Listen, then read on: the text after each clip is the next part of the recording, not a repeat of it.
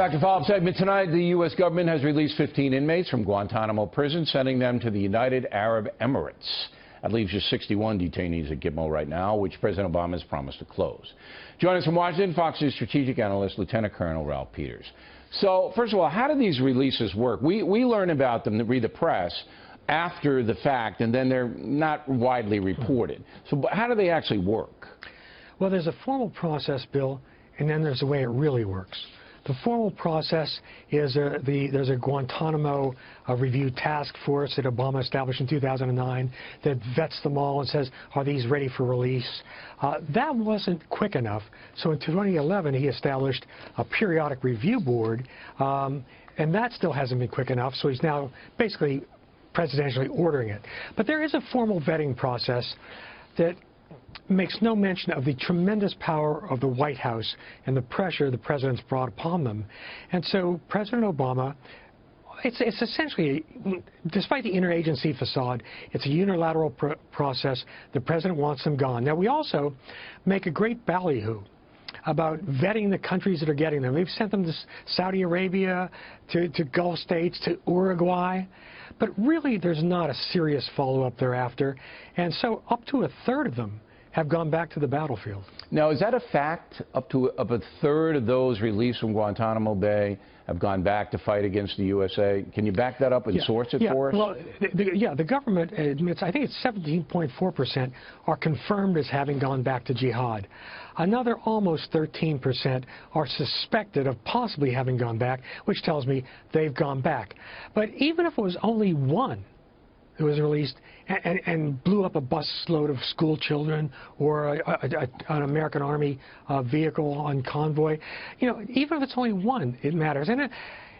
And Guantanamo, whether or not you think it was a great idea, you need some place to hold these people.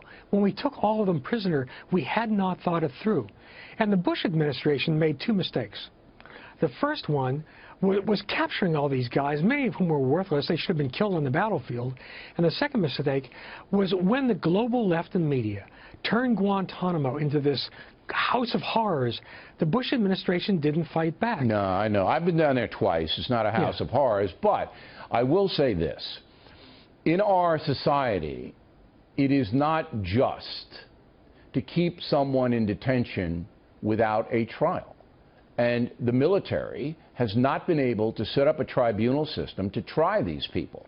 So therefore, you give the left and the sympathizers of, not the sympathizers of the jihadists, but the sympathizers of people who say you can't just keep them forever. You give them a huge cannon because they haven't been adjudicated properly. They can be under military law, and they haven't been. So that's a legitimate criticism of the Guantanamo system, is it not?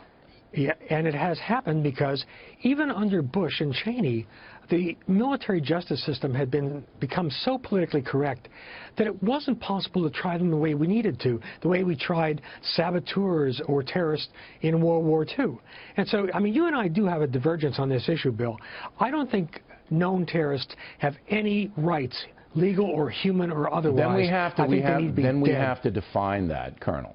Because now we live in a country that has a legal system, all right? So if you believe, and the majority of Americans believe, that if we capture a terrorist and the evidence against the terrorist is overwhelming, they should be incarcerated forever. But some of that evidence has to be made public. You just can't snatch people up and throw them in a dungeon, no matter if it's Guantanamo or anywhere else, forever, because then you look like you're the oppressor. You know, it's got to be some kind of methodical way to go about this, and it hasn't been. And that's the weakness of it. Last word. Well, the Bush administration actually did try to vet as many as possible, released, I believe, it's 532.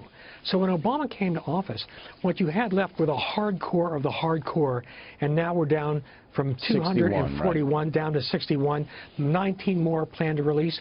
This is about Obama establishing a legacy, foreign policy and security legacy. And I'll tell you, compare legacies. Lincoln freed the slaves. Obama freed the terrorists. All right. I don't know if that's fair, but it's certainly a powerful point. It's not fair to Lincoln. once again, I think the military should have tried these people. Colonel, thank you. One footnote, the Colonel's new book is called The Damned of Petersburg, a Civil War novel. Pick it up.